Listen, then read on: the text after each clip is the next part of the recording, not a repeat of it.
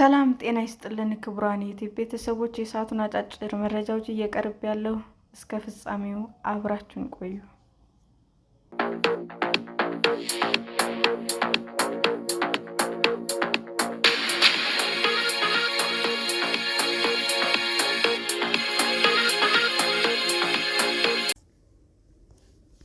ኡስማን ደምቤሌ እና አይታን ቦንባቲ የባለን ዶር አሸናፊ ሆኑ።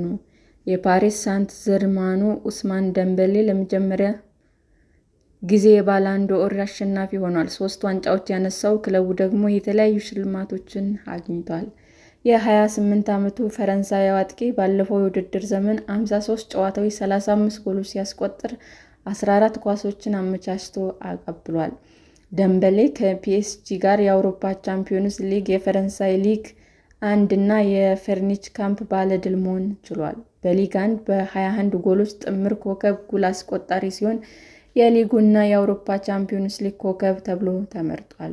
ኒው ጀርሲ በተካሄደው የዓለም ክለቦች ዋንጫ ላይም እስከ ፍጻሜው ድረስ መዝለቅ ችሏል። የባርሴሎናው ታዳጊ ላሚን ያማል በመርታት የባለን ዶር አሸናፊ የሆነው ደምቤሌ ፓሪስ በተካሄደው ሥነ ሥርዓት ላይ በእንባ ተሞልቶ ንግግር ሲያደርግ ታይቷል። ይህ እጅግ ልዩ ነገር ነው፣ የምገልጽበት ቃላት የለኝም፣ ከፒኤስጂ ጋር የሆነው የሚደንቅ ነው ብሏል። በስሜት ተሞልቶ ንግግር ሲያደርግ የነበረው ደምቤሌን እናቱ መድረክ ላይ ተቀላቅለዋለች። ትንሽ ጨንቆኛል፣ ምክንያቱም ይህ ሽልማት ማግኘት ቀላል አይደለም። በዚያ ላይ ሽልማቱን ከሮናልዲንሆ እጅ መቀበል እጅግ ልዩ ነው። በ2023 የተቀበሉት ፒኤስጂ ማመስገን እሻለሁ። የሚደንቅ ቤተሰብ ነው። ፕሬዝዳንቱ ለእኔ ልክ እንደ አባት ናቸው ያለው ደምቤሌ የቡድን አጋሮችን፣ አሰልጣኙንና የክለቡን ሰራተኞች አመስግኗል። ምርጥ አሰልጣኝ ተብለው የተሸለሙት ሉዊስ ኤንሪኬ ደምቤሌን ከክንፍ መስመር ተጫዋችነት ወደ አጥቂነት በማምጣታቸው ምስጋና ተችሯቸዋል። በሴቶች የባለን ዶር ሽልማት የስፔን እና የባርሴሎና አማካይ የሆነችው አይታን ቦንማቲ ለ3ኛ ተከታታይ ጊዜ ሽልማቱን በማንሳት ታሪክ ጽፋለች።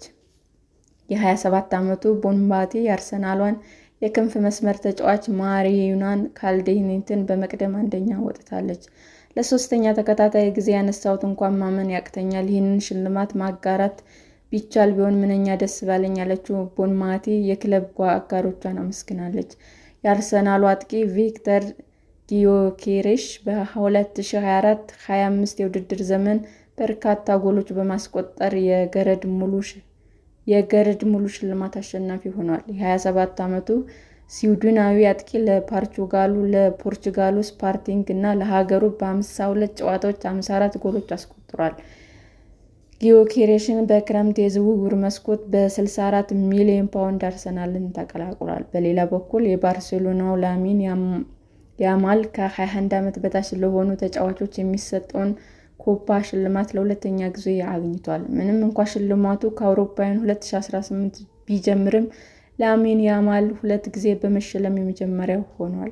በ55 ጨዋታዎች 18 ጎሎች አስቆጥሮ 21 አመቻችቶ ያቀበለው ያማል ከባርሴሎና ጋር የላ ሊጋ እና የኮፓ ዲል ሬይን ዋንጫን አግኝቷል።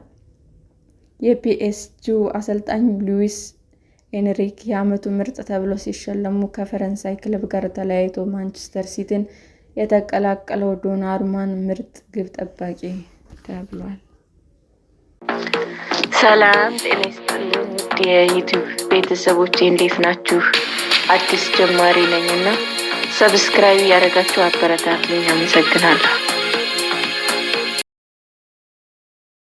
የዩቲዩብ አድማጮቻችን ለሰዓቱ ያቀረብኩላችሁ አጫጭር መረጃዎች ይህንን ይመስል ነበር። በሌላ መረጃ እስክንገናኝ ሼር፣ ላይክ፣ ሰብስክራይብ እንዲሁም ቢቀርብልን የምትሉት መረጃ ካለ ኮሜንት እያደረጋችሁ ቸር ቆዩን።